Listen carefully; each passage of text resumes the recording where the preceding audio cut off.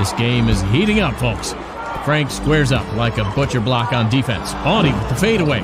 She's on fire. Literally, that is. The net has been burned to a crisp.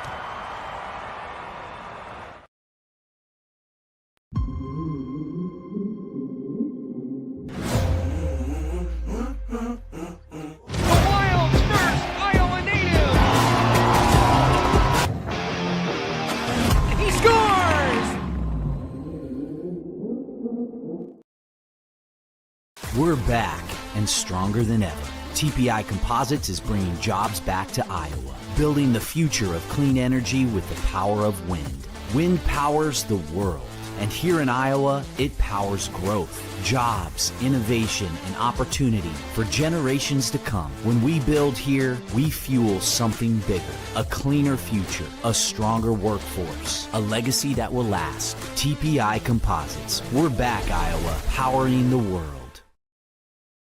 Iowa Deer Classic, March 7th through the 9th, Iowa Event Center, Des Moines. Now 3 levels of hunting and shooting gear, land management, outfitters, and more. Big buck and shed contests, seminars, celebrities, archery shoots, family shows. Get tickets, win prizes at iowadeerclassic.com. 2 guys, 2 Chris's, 1 network. Iowa Everywhere. It's time for 2 Guys with Chris Williams and Chris Hassel. Presented by Fareway Meat and Grocery from the Channel Seed Studios. Where? Everywhere. Live and always on demand at Iowa Everywhere.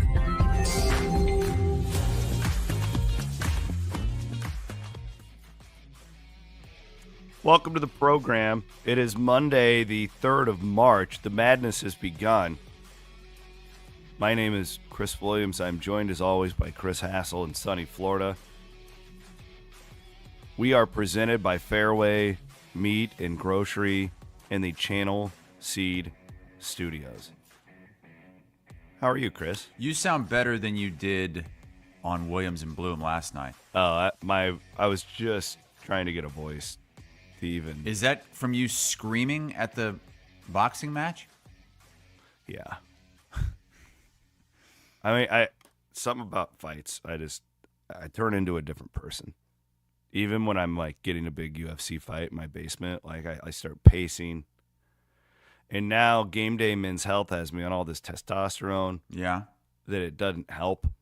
Because I think like for a split second, I think maybe I could do it. And then I realize who I am. You guys had some good seats. You guys were all over the feed. I mean, like, because they'd cut to a bunch of different cameras. I don't know if you guys could tell when you were on, but every once in a while we could, but not most of the time. But yeah, that was a really fun night, and it made it so much better that Iowa State had just beat the hell out of Arizona too. Like if Iowa State had lost that game, it would because Kelderman's a huge Iowa State fan, right? And his kids are there, and like Jenny's an Iowa State fan. So like once Iowa State wins, it just like the vibes just change, and it's just like, okay, Red Bull vodkas, let's go. And then you throw in, it was like we got caught in crowd warfare. It's hard to explain. There were all these fraternities there. Oh yeah, I saw. Well, and like one half, it was like the Red River shootout, or one. Everyone half else was half your age. Oh yeah, it was. Didn't really bother me that much. It probably should have bothered me more. I'm being honest with myself. No, it was like half the room was like, these frats are like affiliated with one another. The other half, and like, there was one point where Colin's trainer was fighting Julian. We had dinner with him the night before, and I was yelling, "Kill him!" as one does at a fight. And I'm pretty sure that the guy whose ass he was kicking, his girlfriend was right next to me, and she's like crying because he's really giving him a good. There's so many stories to come from this. Van Winkle put together a quick highlight video. Do you want to see it? Sure. For those who didn't get to watch it, 1 o'clock in the morning. I don't know. Iowa Everywhere dominated the live stream chat. I mean, it was. Oh, the live chat was insane. What, like 400 people? Probably what? 90% were our listeners. Yeah. All right, here's Let's the see what best Matt of. put Here's the together. best of Colin Murphy.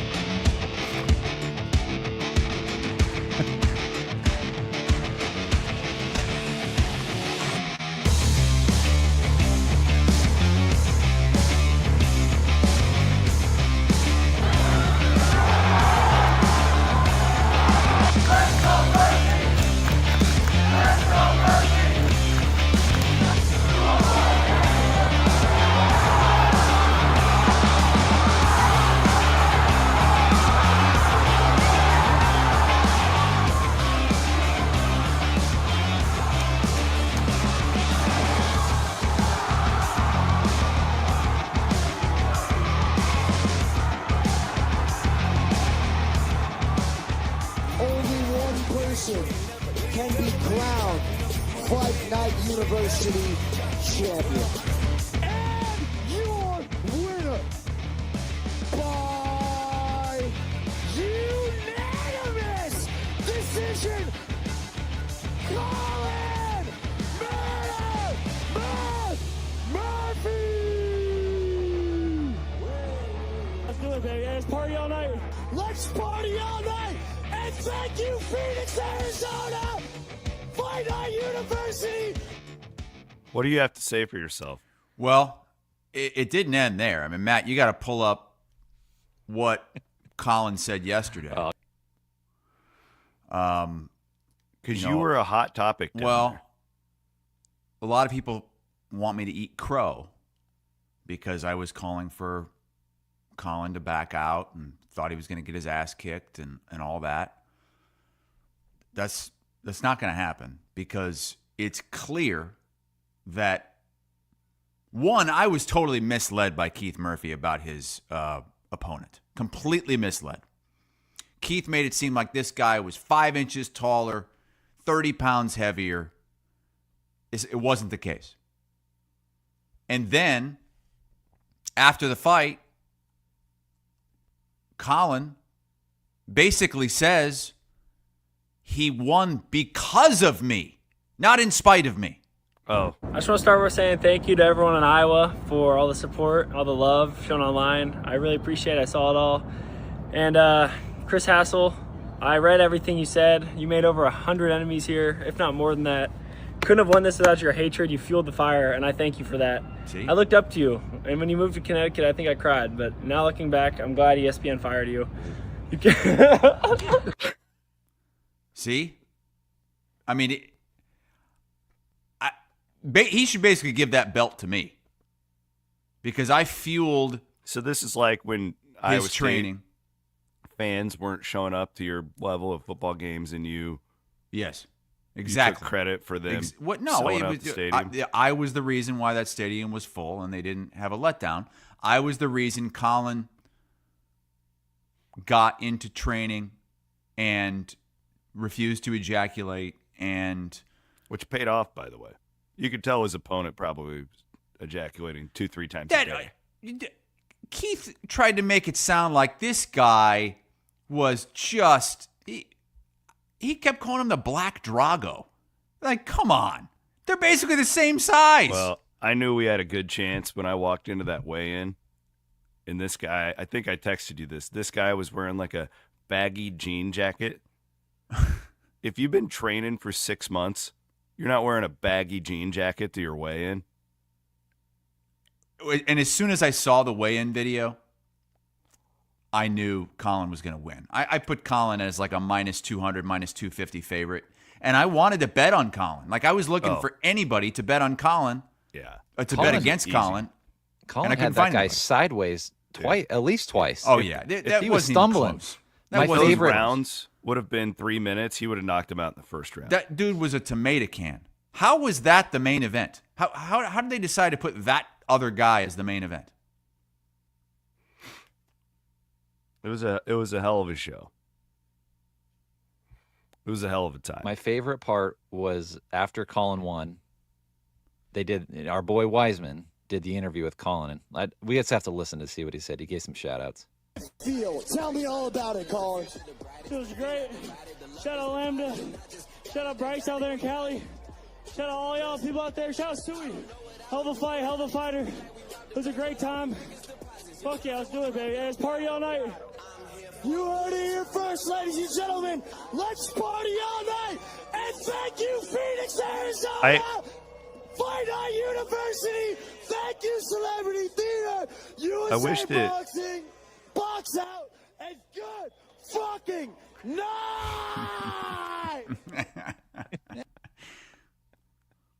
I wish that he would have called you out at that moment. How epic would that have been? What was the first thing he said? Was that his fraternity? His frat, I think. Really disappointing that he would call out and thank his frat before Bryce Miller. I mean, that's just what a slap in the face. Our friend Bryce Miller, that was very nice of him. No, he should have thanked. Bryce should have been the first mention.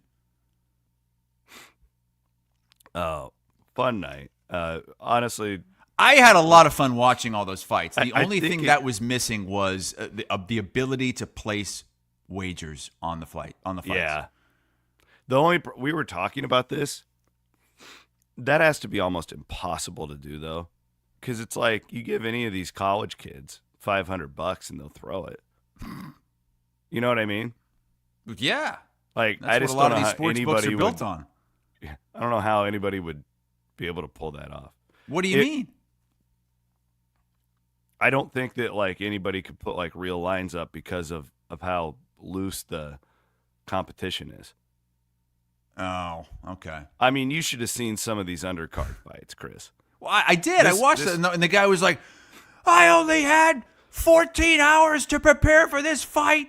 So the first fight, I don't think she'd mind. So Jenny, I'm sitting next to Keith and Jenny down in the front row, and she's got like all the maternal instincts come out because this one kid had no business being in the ring, and I called it. I would have put my mortgage that this kid was going to get knocked out. Okay, because at the weigh-in the night before, I'm standing in like the front row watching. I'm trying to get shots of Weissman doing his thing because I think he's a really talented young guy. And after the weigh-in, this kid just comes and stands next to me. He's just joining me back up in the crowd. I'm like, don't you? Well, about 30 minutes later, the weigh-in's over, and this kid is at the bar like doing shots. Like this kid has no bit. So then he is getting destroyed. It's the first fight of the night, and Jenny just starts. Well, her eyes are just welling up because she's just like, that poor kid, he's getting humiliated in front of all these people. I'm like, he shouldn't have been doing shots at the bar, Jenny. Should have trained a little bit harder. Yeah, he should have been abstaining like Colin. Anyway, fun night. I hope that the audience, it seemed like our audience really had a great time with this. It was wild, like the amount of messages we were getting. I'll admit it was a lot of fun to watch. There was other a while than the there, 20 minutes between matches. Yeah, they could work on that. We weren't sure if we were going to be able to watch it for a while. They weren't sending the link out. Well, we got it. We got it. Did you get any text messages from people asking you for the code, Williams? No. I hadn't really done much of that. Keith was frazzled because this stream wasn't working, and he had given it out to all of these people. And then it ends up you just get it for free on YouTube. Keith is like texting the promoter, and then the promoter gave him like the free YouTube code. Oh, really? Yeah. That's so Keith was the one who got this. Yeah. If it weren't for Keith Murphy, nobody would have been able to watch that. Wow. Fight. And then the audio like wasn't on. Yeah, the audio was a disaster at the beginning for sure, and it was kind of going in and out throughout. No, if you enjoyed the fights Saturday night, you can thank Keith Murphy for that because he's the reason you got to watch. I turned it on, and it was like between fights, right after a fight, and Weissman was in the ring yelling at a bunch of fans and calling them, I'm not even allowed to say the word, but it's blank cat, P cat. He was calling them the P word. You P words, if you were that tough, you would have signed up to fight in the ring, but you didn't. Get the hell out of here. Should we just hit our triple B right now for Williams? Yeah, we're just going to do because Weissman's my triple B. But we'll just knock this out right now before we get into hoops. Let's go. Bigger, better, bolder. Built by Kelderman Manufacturing. And Kelderman was with me down there, so that makes it even better. I have so many Kelderman stories. We don't have time to knock them all out. But this guy, this Weissman, is my triple B. Just instant energy. You know, that charisma when you walk into a room and the guy just takes over. That's this guy. Van Winkle put up a few highlights. Check this out. It may be a fight event. However, I like to think about it as more of a concert. The beat of the drum and that sweet music set the show. Oh, the raw first time. Oh, this time. Oh, we're back in action. Throwing shit in the ring is for pussies. If you weren't a pussy, you'd be standing up here. So stop throwing shit in the ring. Hey, if you guys keep acting like this, we will shut down the entire event, and it will be all your fault. And this, ladies and gentlemen, is so good! Good fucking night! Okay, a lot of people were asking if he was doing lines between fights. Is that why you were taking 20 minutes between fights? Like, how could you have that sort of sustained energy for that long? I don't know. I don't know if he was doing lines or not. How old is he? I could not tell. I feel like he's got to be like 22, 23. That young, huh? Jesus. Nice. Well, kid. you got to get this. You got to get this event to Ames. Nice. Well, there are conversations about a Fight Night University, Hawks versus Clones. Wow. Oh, that's where I'm going to fight Bloom with no Promoted headgear. by Iowa Everywhere. Yeah, I said if Colin wins, I will fight Bloom with no headgear. I stand by that. There are conversations being had, and I had to end it right there. This is high stakes poker we're playing right here, Chris. Like, this isn't some, oh, we're going to start a new this is our entrance into combat sports. It would be electric if on Cyhawk Week you had Yes. an Iowa versus Iowa State. I want to do Iowa Fight versus night. Iowa State fight night the night before the game. Or like the Thursday night might be better. Yeah. On one of the college campuses. I think you might be onto something. It would be electric. Who's your triple B? Well, I'm going to go to the Iowa State basketball game, the men's game, and go to Nate Heisey because Incredible. I mean, it wasn't that long ago. We were having discussions like, should this guy even see the floor? He is, not only is he a zero on offense, it seems like he's lost all confidence. He was completely lost on the court. Even his defensive game, I thought, had fallen. I think because of his confidence, because of his offense. And over the last couple of weeks, I think you could make the strong argument that he's been Iowa State's best player over these last 4 games or so. He was absolutely their best player last week. If you just take those 2 games, add them up, what he did, he was their best player. And not only is he performing, he's got some swagger now. Yeah, I he saw does. him. Look, it was a losing effort at Oklahoma State, but he knocked down a 3 when Iowa State was making a comeback late in that game and just got right into the face of an Oklahoma State fan sitting courtside who was probably chirping him. He's got it going now, and if he can keep this going, that's all of a sudden a major addition to this Iowa State team as we head into the conference tournament and the NCAA tournament. And this is a great example, too. And it doesn't always work out this way, but like as fans and media, we only see so much, right? Like the games obviously mean the most, but the games are kind of just a speck of what the work that these guys put in for an entire season. Yeah. And this is a great example of just, if you have a good coach, trusting the coach, because Ott's stuck with him through all that. Like, it would have been really easy to bench him like a lot of us were talking about. Yeah, I a few weeks ago I was like, why is he even on the floor? Like you weren't the only one. I was getting 5 texts a game from people that same thing. And it was like clearly when Momcilovic was out, like it was out of necessity at times. But then like I was wondering if everybody's back healthy, how does he see the floor? And now everybody's back healthy, and he is playing his best basketball. That's great to see for an Iowa State fan. And look, if you're a fan of him, the guy that transferred in from Northern Iowa, he went through a lot of shit this year, and I'm sure he heard it. He did. I know he did. He's answered the bell. We'll get more in depth into this game as Matt's showing highlights from Jake Brind and Local 5. Maddie Van Winks, who's your triple B? And then we'll get deeper into Iowa State basketball. Massive game coming up tomorrow night. BYU. I have some statistics to back up my opinion on this team. We'll knock out Matt's real quick with another really cool story about a guy who was at Iowa State for 6 years and barely played. And, Matt, I'll let you take it from here. Darian Porter had a hell of a weekend at the NFL Combine. Holy cow. Did you guys see the numbers he was putting up? Yeah, like historically good. Yeah, there's like a website or a Twitter account, the 33rd Team, that had some stats going out on him. He had the 4th best overall composite numbers out of any cornerback from 1987 to 2025. He ran a 4.3 40-yard dash, which was the best out of any corner there at the Combine.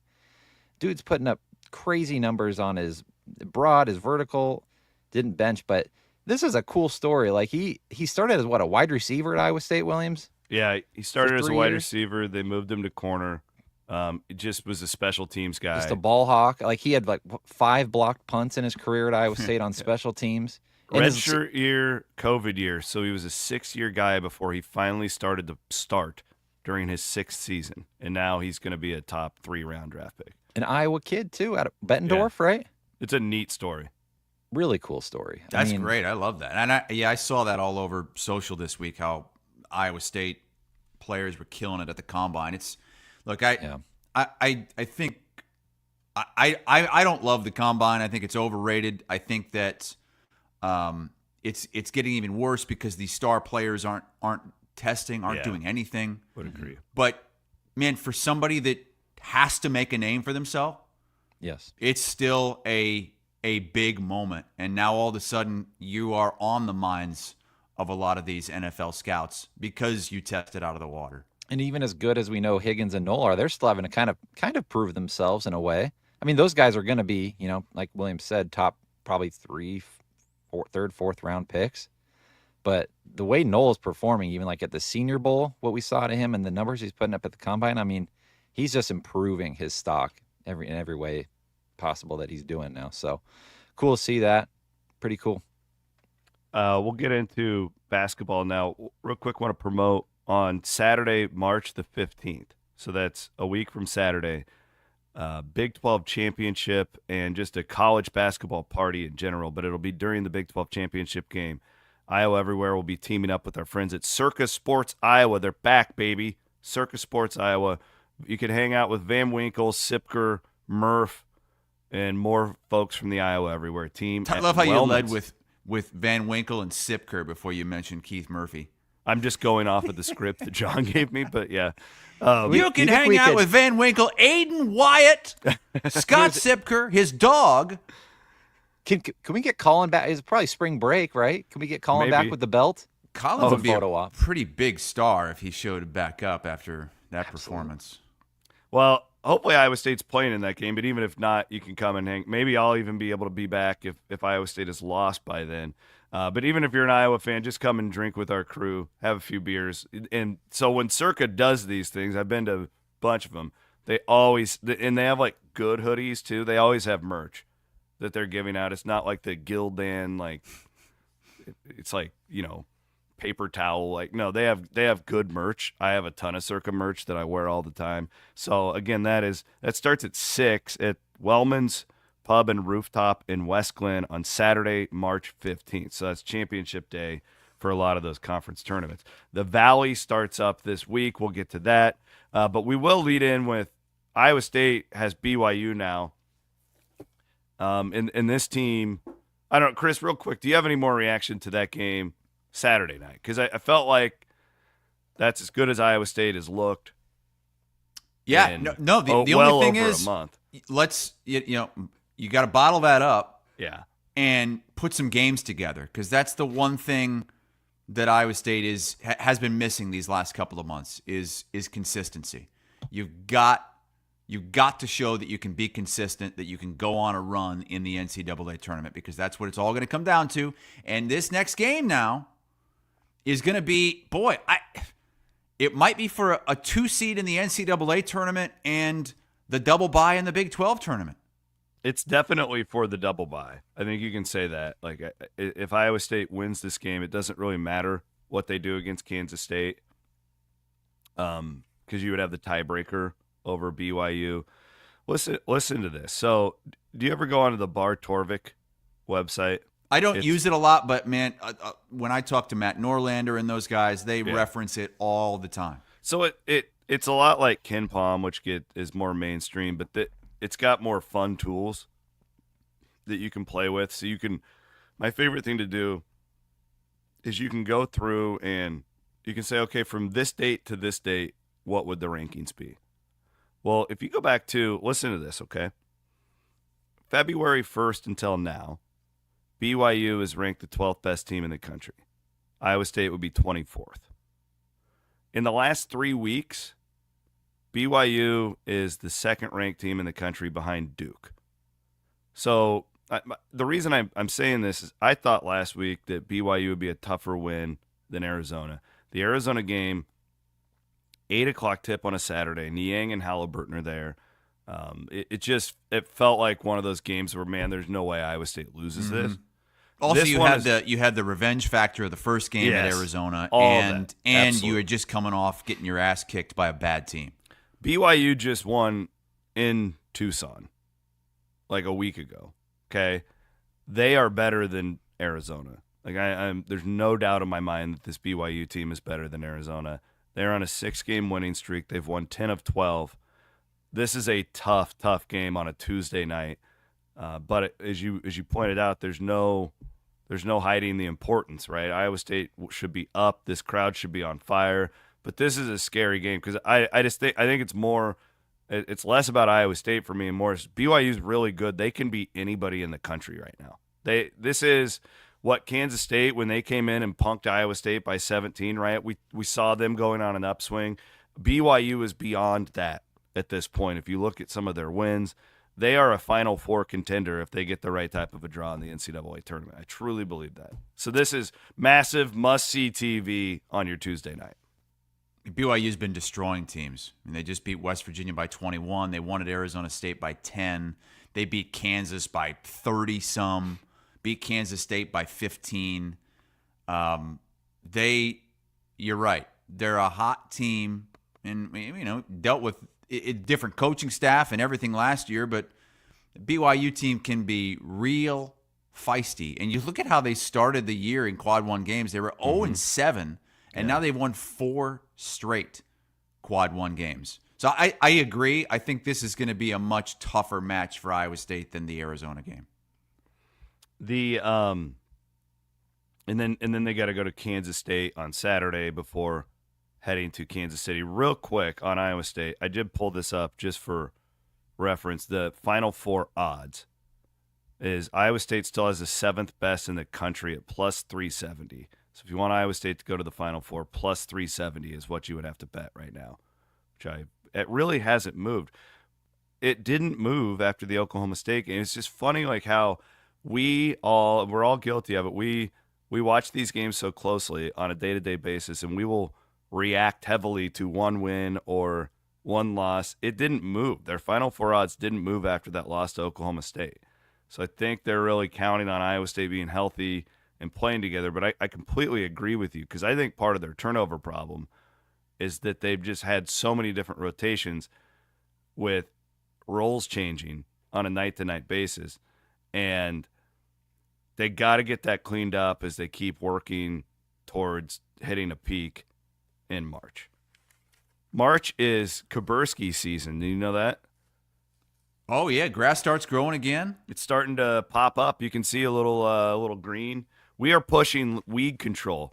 Do not be the house on your block where everybody cringes when they drive by. Remember that crap from a couple years ago? That no mow May. Those idiots. God. Oh, we gotta have a place for the bees. Oh, my little butterflies. Yeah, well, then what happens when you let them all build a nice life for themselves and then you mow it all down a month later? What I would prefer is bring the Kaburskis over to dump chemicals all over my yard and have it look plush and green. That's what I would prefer.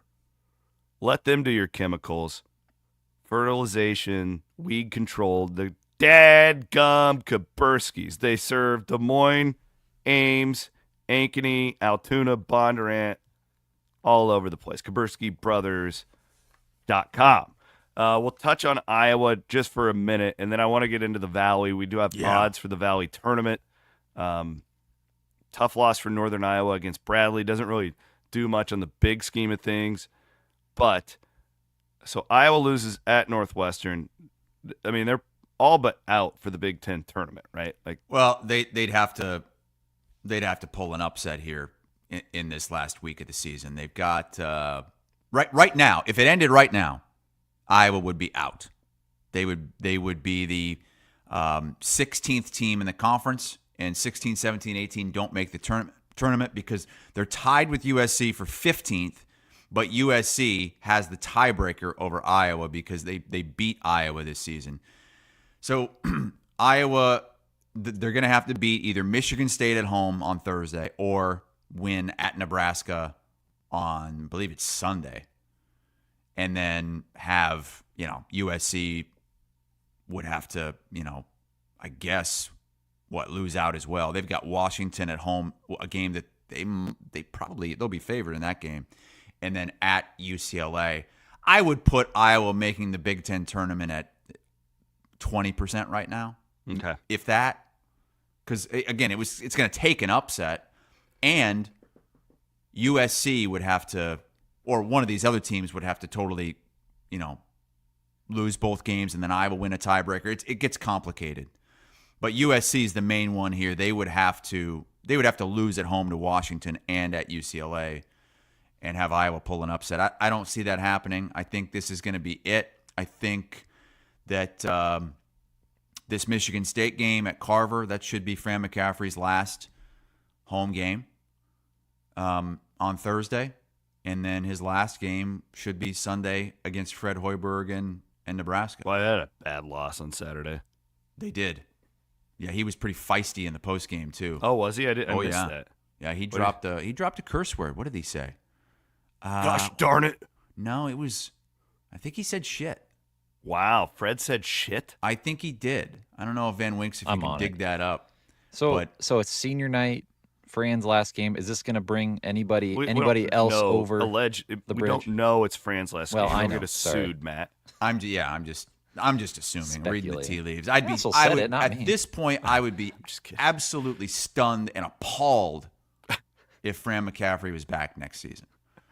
Well, I actually was thinking about this on my flight back. I'm taking all these notes on things that we need to be prepared for in March. And if there is a coaching change at Iowa, we have to do live reaction pod. Oh, of course. Right? We just need to be prepared for this. Yeah. Put all the chips in the table.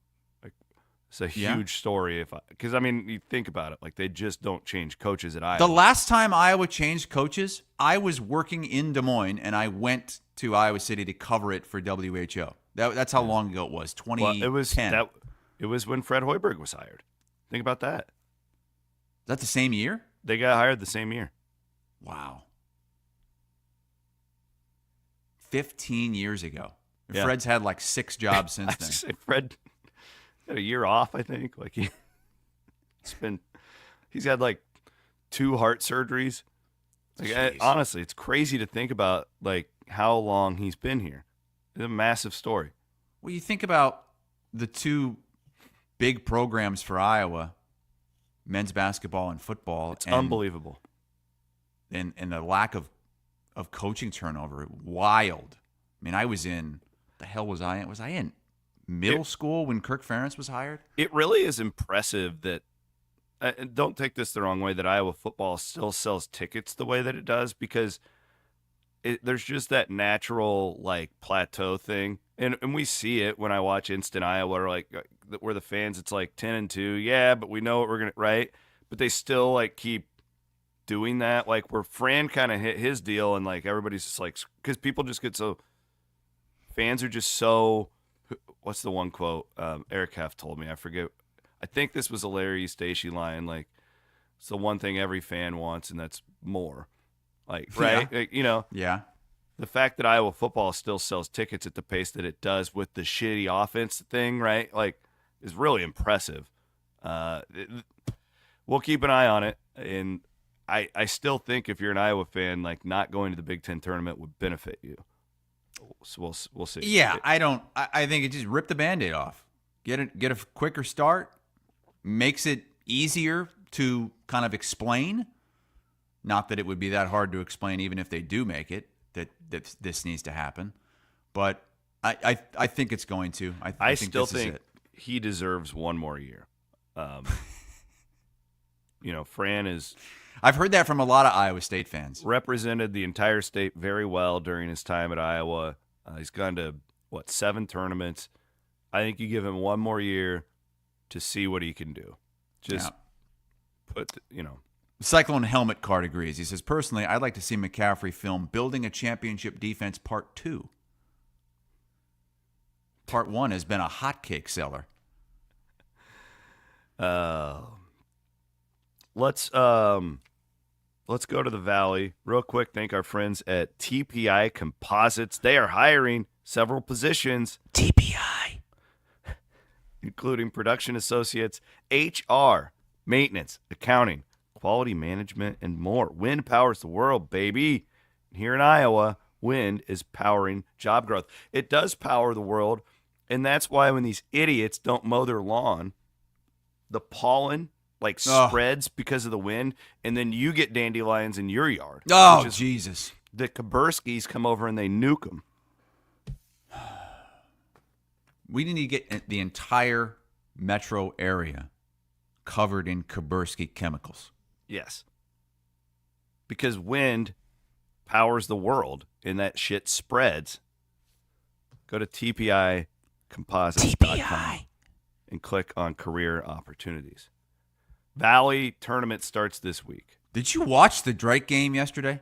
I did not watch it yesterday. I apologize. I did not. I was so busy when I got back, and I had all my Iowa State stuff, so I missed this one. They were done. They were dead. They were going to lose to the last place team in the league. It was going to be a quad 4 loss. I just saw the final score. Wow. It was going to be a quad 4 loss, and their at-large chances would be done. Like they would absolutely have to win the Valley tournament to get in. And I'm sure there's some people that still believe that they have to do that, but I'm gonna give you some information that might make you think otherwise. But this was a 68-60 win in overtime, Williams. This was in overtime. They had to come back late. They were down 4 with like 2.5 minutes to go. Missouri State, they were in control of this game. Like Drake needed to make some huge plays at the end of regulation to get this into overtime, and they did, and then they took over in the overtime session.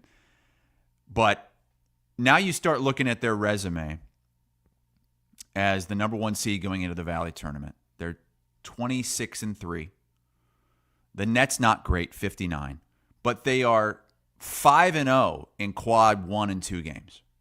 So when they've had opportunities against Vanderbilt, against Kansas State, they have won those games. And the 3 losses is the thing that really stands out, that's all they have. And this was a team, they tried to challenge themselves as much as they possibly could in the non-con. I mean, they blew away FAU, a team that was in the Final Four. That's a quad 3 win, though, on a neutral court. They blew away Miami on a neutral court. That's a quad 4 win. Like, because Miami just has been terrible. Their coach quit. Quit in the middle of the season. That's not, you look at the schedule on paper going in, and you'd think that it would, their net would be higher. But some of these teams just totally fell apart that you would not expect. But I asked Jerry Palm for a little bit of context. Yeah. Because, how often do you see a team with 4 losses get left out of the NCAA tournament? Because right now, if Drake gets to the Valley Championship game and loses, they would be, what would they be, 28-4, 29-4? So I asked Jerry, look, are there teams that have had 3 or 4 losses that have been left out? He gave me a list, and this is starting to make me think that, boy, I think Drake really can get an at-large here, because there's never been a team since they've entered this 64, 68 team field. There's never been a team that has more than 25 wins and 4 or fewer losses that's been left out. Last year, Princeton got left out at 22-4. But the Ivy League, they don't play that many games. They only played 26 games, so they only had 22 wins. Then you have to jump all the way back to Stephen F. Austin, 2013. They were 23-4. They got left out. But again, only 23 wins, and in a league that is not even close to where the Valley would be rated right now. So you'd have to go back a long way to find these teams. And all these teams, the teams that got left out, like UC Irvine, 22-4 in 2001. Charleston, 22-3 in 1996. Davidson, 22-4 in 1996. They didn't have the number of wins Drake has. They didn't have the quality of wins that Drake has with the unbeaten record in quads 1 and 2. And they're not from as good of a conference as Drake is in right now. So I think, and Drake is 27-3 now, so they'd be 29-4 if they make the championship and lose.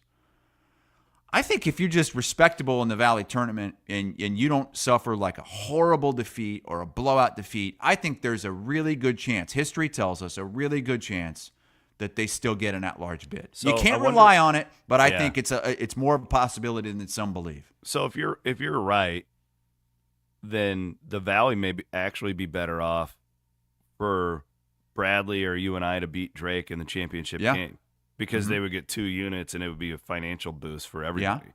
Yeah. But you can't rely on it. No, yeah. Like, there's still, maybe this is going to be history. Maybe Drake will be the first team with more than 25 wins and 4 or fewer losses to be left out. But history's on Drake's side. Here's your odds if the tournament starts right now. It could change between now and Wednesday, I believe, is when Arch Madness officially begins. Drake is currently basically even money at -110 to win the Missouri Valley Conference tournament. Bradley at +340. Then you have Northern Iowa at +475. And then it really drops after that. So as we've talked about, this is a 3-team race in the Valley. What's the best value play there? Would you go I think Bradley? It's Bradley at +340. Okay, I would too. I mean, you're a Bradley guy. You really like their coach. Bradley's the most talented team in the league. I would agree. They've got a great coach, and I know, look, Drake and Northern Iowa do too, but Bradley just drubbed Northern Iowa. I think that would be the 2-3 game, correct? If they meet in the semis, Bradley and Northern Iowa, and then Bradley, I think Bradley wins that game, and it's Bradley went into Drake and won recently, so I think that's the value play is Bradley plus that money. So that starts this week. So do the women's tournaments for Iowa and Iowa State. And Iowa both State teams women, playing well. Yeah, Iowa State women, I think, got off the bubble yesterday. They beat number 12, Kansas State, by double digits in Hilton Coliseum. And then the Iowa women also win on Senior Day. So listen, as an Iowa State fan, I'll let you go on Iowa. I'm just glad that the women are going to make the tournament. Like, that would have been a monumental disappointment with the preseason expectations to miss the tournament altogether. They are playing really well. Audie Crooks with 36 and 12 yesterday. They're a bad matchup. Like, they haven't been. The problem is they're like 1-9 in quad one games. So, like, to say like, oh, they're going to just flip it on and make a run in the tournament is probably unrealistic. But I wouldn't want to be a 2 seed drawing Audie Crooks. This is a bad matchup if you're like a certain type of team that she can really exploit you. And You if have a Emily veteran Ryan point. is back to, Yes. we saw her 17, she was 10, and 7 single-handedly dragging Iowa State through that tournament last year in some incredible performances. If she can be like she was yesterday, then it changes everything in the outlook for Iowa State. But the good news is they're playing their best ball of the season right now. I was at the Iowa State women's game yesterday. It was Audie had kind of a slow start. She's had some of those this year where it kind of takes her a little bit to get going, getting that high-low. But you're right, Williams. It's a matchup problem. I mean, we saw that in the tournament last year. Remember, they had a really dominant first game, and then they went up against Stanford and Cameron Brink, was that her name? Kind of equalized her. And that was a hell of a game. It was. Yeah, and that was a game, at least for me, where I look back at it, and it's very frustrating because Audie was she like 3 of 20 from the field. She just missed all those layups. Just blocked and it was and just blocked. This is a player right here, Kelsey Jones, has really come on for the women right now. I mean, that's what they needed early in the season. They didn't really have any other scoring options. I mean, you had Addie Brown, Emily Ryan had a little bit of a slow start, and this is a player that has really turned their season around. She's the reason that they were in some of these games down the stretch. She's been hitting some huge threes, had 10 points yesterday. Yeah. So I felt like the Iowa women's senior day, I didn't get to watch much of the game, but I did see a lot of the stuff that was online. I had a weird feel because it was like last year was the Clark thing, right? And there was that core group, and now it's like all the role players from the Clark era were kind of just saying goodbye to them yesterday. And then you had Lucy Olson, who was just kind of there for a year. But that was a pretty emotional one at Iowa City because it was like that era is kind of just gone now after this year, Hassel. I don't know if either of you guys saw this. Love Tommy Birch, Des Moines Register. He had an article yesterday, front page of the sports column, program changers. So you had Lucy Olson on the top, Emily Ryan on the bottom. Do you guys have a problem with calling Lucy Olson a program changer? I didn't read the full article, so I won't give too much into this, but I thought the it was an same interesting thing when headline, I saw it, but, and I'm guessing that Tommy wasn't the one that no. My guess is that I have the title on it. I haven't read the story yet. Tommy does a great job on women's basketball in our state. My guess is that the story is probably not being given fair representation with that headline because I completely agree with your initial reaction. It was just odd. I was like, oh, interest. I mean, they're both seniors. Lucy Olson takes over at an interesting time, to keep that momentum going. But I will read the story, Tommy. I'm not throwing you under the bus. I just thought it was an interesting photo and But you guys agree that Emily Ryan was because I can get behind Emily Ryan being a program changer because she decided to stay the course when everybody else was leaving. Yeah, that is her legacy in her health stuff that she has been open about. And how'd she end up with the number 52 yesterday? She had some blood on her jersey, so she had to go to the locker room and swap out the jersey. Kind of like Keyshawn Gilbert had earlier this year. They had a backup jersey, and they got it cleaned up and got her back in the 11 for her little senior night festivities. But it was kind of fun. She got to swap out the jersey for her last game at Hilton. Thank our friends at Game Day Men's Health for supporting the program. Been a great journey for me with Game Day Men's Health. I started going to Game Day Men's Health almost a year ago. About 11 months ago, Hassel was when I walked in the door for the first time. This is super funny. One of the doctors there at Game Day, this is how I love this. These types of stories are my favorite. One of the doctors there, her brother, Christy's brother, walks in and shakes my hand. This guy, snowbirds down in Arizona, heard us talking about it, watches the show. Shout out to Jeff. and he had to see Colin Murphy's fighting debut. Just randomly shows up on Saturday. How cool is that? I thought that's great. I love our fans and our audience. You guys are the absolute best. Also, Iowa Event Center as well, longtime supporter. You can listen to Matt every week on All Access, or every 2 weeks, I believe, with All Access. Kind of bounces around. What's going on at the Event Center, Matty? What do we got coming up? Whoa, is that Nick Cannon? He's bringing Wild and Out live to Wells Fargo Arena in April. Did you see this? You guys remember this show? I remember hearing about it like 20 years ago. This thing was hot in like the late 2009-ish, 2010. I was like high school, college age. This is like they bring art, like rap. It's like a rap battle, basically. Hip hop. It's not like a. I'm gonna make a joke about it. Never mind. They bring in celebrities and they bring in up and coming hip hop artists, and they. Is he still popping out new kids left and right every day? Who was he married to for a while? Mariah Carey. Yeah. Did I read this correctly? And you just never know anymore with any of these political figures. Did Elon Musk, does he have 17 kids? What? I couldn't believe that. I don't know. The problem is these goddamn AI bots and stuff, I never know what's real anymore. Well, I know he's got one snot-nosed kid that I think it was on Overthinking last week that Mackenzie and Scott were talking about. He brought his snot-nosed kid into the Oval Office, and his snot-nosed kid wiped his own boogers on the desk, and Trump sent the desk away. That seems about the Resolute desk, the desk. Yeah. But apparently there's some backup desks that they can use as well. Yeah, people are saying apparently he has at least 14 kids. Yeah, like I saw like some headline about this that his like partner's pregnant again, or I don't even know. Like it was wild. I was like, God. Hey, real quick too, as we how do you even keep track of them all at that point? Honestly, I don't think you do. I'm serious. Like I have a hard time remembering my second born's birthday. It's terrible. I know.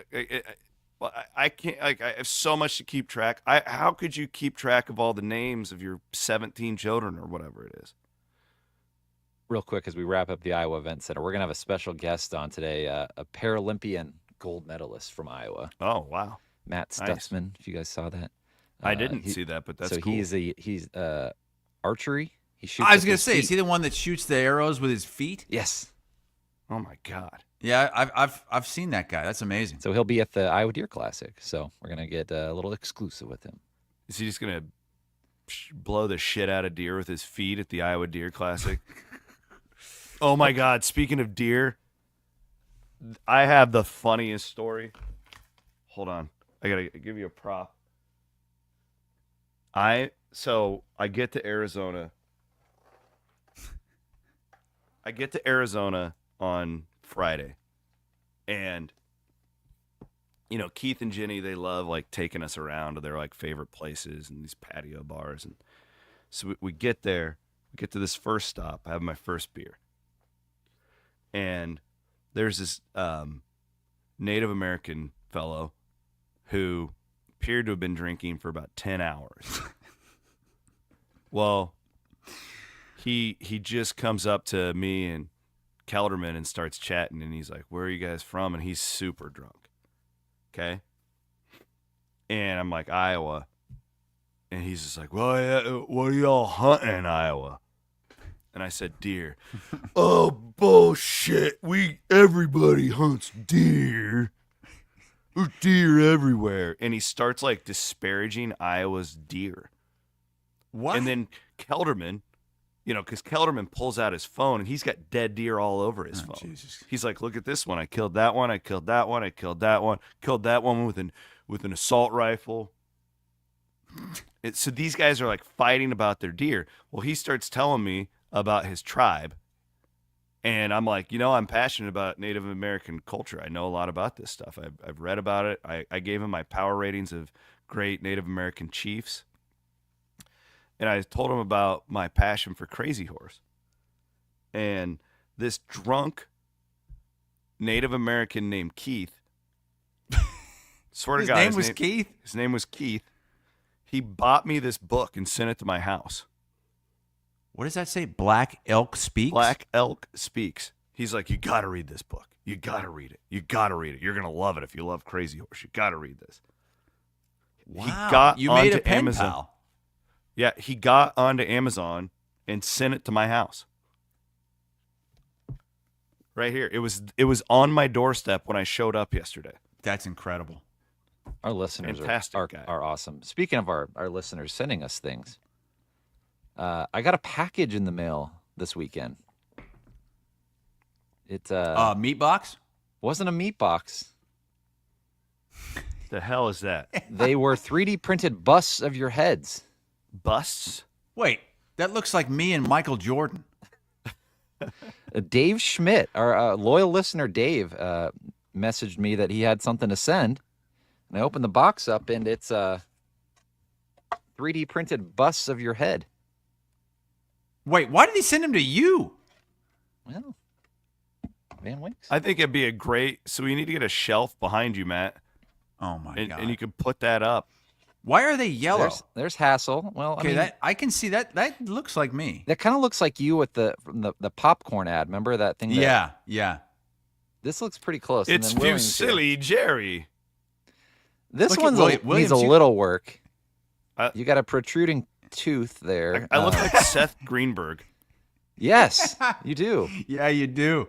I mean, with the bald What head, are they sitting on? What are those things? Traffic Bus. cones? it's got your names on them too. Oh my god! We had the best listeners. Dave's awesome. He said he's got more coming too. So This is More coming? fantastic. yeah, he's going to be making more of these. He's going to make one of me. It sounds like he's making one of Bloom. This is fantastic. Heft and Walters, I think, are getting one. So Look at you! Look how pronounced the wrinkle on Williams's forehead is. Yeah, that's You pretty got- accurate too. Unfortunately, it's Protruding Fusilli tooth. Jerry. here's Wrinkle the on the message. He said, forehead. I enjoy listening to your show. My son gave me a 3D printer for Christmas, so I thought I'd print these busts for you. Hope you like them. We love them, Dave. Thank you. Thanks, Dave. Wow.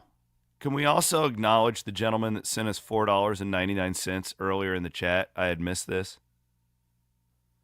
What did So- he send us? Apparently, you can $5 for? you can send us money to have us answer your question. Oh, Yeah, what was it's the question? super chat? We've talked about this before. Oh yeah, I've missed it. Matt, when there's a super chat, you got to let us know.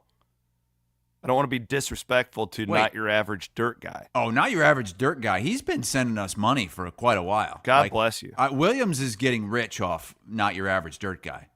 $4.99. Let's give We us a tip. appreciate it. Come He on. says Fran is recruiting like a coach that plans to be there next year. I would agree. I agree with that. He does. I mean, they've got on paper, it looks like a good class for next year, but I don't know that any of those guys are actually going to come. So what? Yeah. What? Last thing about this Keith who we met. The drunken Indian that you said you ran into? Yeah, and he was awesome, by the way. Chatted with him, great guy. He loved my knowledge of his culture and my questions that I was asking him. He had the worst breath. Oh, God. Do you think it was from all the stuff he was drinking? I think he had been drinking for like 10 hours. What was he drinking? Beer. Because he overheard me and Kelderman or Keith. I don't know who I was talking to because I'm not really drinking much craft beer anymore. This is like one of the changes I made. Yeah, I in know. my- You've talked about it 100 Yeah. times. Well, and I was like to the bartender, I'm like, is there anything here light? And I was like, I just don't want like a giant IPA that's gonna like crush my stomach for the rest of the day. And he's just like, this is beer country, man. And he's just like, he's just chugging IPAs over there. Great dude. So what did you end up drinking? You find yourself some Michelob Ultra? Yeah, I just got a Coors Light or whatever it was. I don't even know. But it was. What were you guys drinking at the fight? It looked like you guys had once some Iowa big State draft beers. Once Iowa State won, we cranked it up to Monster Zeros and Tito's. Oh my god. It was a night. Monster energy drink with Tito's? Yeah, we had like 10 of them. Oh my god. Don't tell Bloom you were drinking Tito's. Well, it's the only thing they had, Matt. Like I can't buy the Iowa State Collective vodka in Arizona. Did they have? I bet they had Hawkeye vodka though. But the That doesn't support the swarm, does it? No. these young gals down at Arizona State, though, they don't wear clothes. It's the weirdest. But my I daughter don't think that is. My daughter is never going there. That's not just an Arizona thing. That is Well, the little Williams girls will be properly covered in college. I will follow them around to make sure that they're wearing clothes. Good luck. That's why I never had kids. Let's save some time on Thursday. I do want to talk about the what the Big Ten and the SEC are scheming in college football right now. It's unbelievable. They're trying to ruin the sport. They are. It's sad. Yeah, we can talk about that Thursday. Yeah, I really want to talk about that. I could do a whole hour show on that. The problem is they're doing it like in darkness right now because nobody's paying attention to it, and I really think it could hurt college football. But the problem is in our country, specifically in college football, like everybody's so tribalistic. Like they don't care if it doesn't impact. Like if it. This idea of these like playing games, who the hell wants to see the 6th place team in the Big Ten have an opportunity to go to the playoff on the last week of the season? It would have been Iowa versus Indiana this year, and Iowa at 8-4 would be 1 win away against Indiana from making the playoff. I mean, it's all a money grab, and you're just killing. Remember when they told us that a 4-team playoff would kill the regular season? Oh, the games don't mean anything now. It's the same people. The same people are doing this now. They're all liars. They're all giant liars who are just trying to get money. That's it. They don't care about the sport. Amen. We can get into it more on Thursday. So what's your week like? You got a big week? It's a normal week. I'm in studio.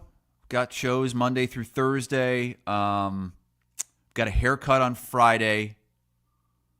My hair's the top of my hair. It hasn't been this long in a while. Look at this. It looks really good. Look at how long this. You look like look Bieber. emo. Yeah. Hassel. Emo. Yeah. Please, Look at a me. little bit for me. My girlfriend just left me. He was a skater boy. That's Cammy's music, man. I know. Ooh, yeah. I'm Avril Lavigne. trying to convince Hassel to go to an Avril Lavigne concert with me and the girls. Well, we'll see. Simple you said Plan. Simple Plan's opening up. Avril Lavigne. I like Avril Lavigne. I like Simple Plan. I'm not a big fan of concerts. Oh, but it's right in your wheelhouse. It's right in your neck of the woods, man. We'll see. We booked this specific concert. She's all over the country because it was close to you. Because Uncle Chris and Aunt Kristen are going to go. When are you coming again? June. That's right. Yeah. Okay. Because we're in July. We're going to Lake Como. You know where Lake Como is? I said Lake Como with a C, not H, you idiot. You were thinking that, weren't you, you sick son of a bitch? No, I really wasn't. I was trying to think of where it is, I swear. It's in Italy. It's in northern Italy by Milan. That's what we're going in July. From Milan to Musk to Minsk. Okay, can I get to the bottom of Momcilovic? Is it so? Bloom calls him Milan. You call him. It's Milan Momcilovic. Calls him Milan. It's Milan Bloom calls him Momcilovic. Milan, and I've noticed a lot of announcers are now calling him Milan, and not. I think that it's Milan Momcilovic. Yeah, I thought it was Milan as well, but I don't know. I think maybe I need to look into this. You don't notice when Bloom says it on your program? No, because everybody mispronounces his name, so I'm just kind of used to it, to be honest. Just call him Mommy. Well, remember, Walters has the pronunciation. So yeah. Let's click on Walters' voice. Let's listen. Milan Momcilovic. Yep. Yeah, Bloom's see, wrong. Milan Momcilovic. That's what I've always. Momcilovic. Milan. But the pronunciation says Bloom Milan. calls him Milan. Milan It is Milan. Momcilovic. No, but Walters. Wait, play it again. Milan. Ready? Milan Momcilovic. No, see, he says Lon. Milan Momcilovic. But What's I know the that. I know difference in that. Lon and Lun. I mean, it's kind of, it's as long as it's not Lan, right? I don't know, but God damn it. I'm just going to call him Mommy. Mommy. Oh, Mommy. When he hits threes and just the tweets start coming out about Mommy being smoking hot and all that, it's great. It's good theater. I don't know that we hit Mommy this last game, but he needs to continue to play more like that and less like the guy that we've seen since when he's he's come playing back from like injury. that and you're getting Heisey contributions, like they're effing scary. But, you know, there's more to it than that with this team, as we have learned over the last few months. It's March, baby. It's March, the madness. So here's today's schedule. We have Overthinking at noon. We have Murph and Andy. Murph will be live from Arizona again. He's still down there? He is. He's doing the show there today, and then he's flying back tonight. He's taking the full victory lap with Colin, huh? Nope. And it was Keith's birthday yesterday, too. And I believe man. I didn't wish him a happy birthday. It's disappointing. I missed it. I believe it's Colin's birthday today. Wow. Thought I heard that. Okay, March birthdays. It's time for the madness, baby. Were you guys cock blocking Colin after that fight? What are you talking about? I mean, he was with his parents after the fight. I was figuring. No, he was party. out. Good. He invited us to a party, and we didn't go. I Okay, said, it's Really? bad He enough. did go to a party. Yeah, I was like, it's bad enough that we've been just here all during his big week. Just, you know, he does not want us at this. He FaceTimed us from this party. It was like there was like a pool. I was like, I'm not going to that. Like, absolutely nothing good can come How from that. long after he left the presence of his parents do you think he ejaculated for the first time in 6 months? He was pretty exhausted after the fight. He needed at least an hour and a half to recover. So, hour 45. And do you think it was, did he use his hand or? I'm not getting into that. Well, you're the one that brought this whole thing up. This is your fault. Well, I brought it up because I was trying to train him into being a champion, which I did. He's now the Fight Night University World Heavyweight Champion. Okay? My work is done. He can do whatever he wants now. Why were they calling him Missionary Murph? Why was that one of his nicknames? I have no idea. I have no idea. Thanks for a fun show, everybody. It's always better with our commenters joining in on the fun. He's Chris Hassel for Matt Van Winkle. My name is Chris Williams. Here on Iowa Everywhere.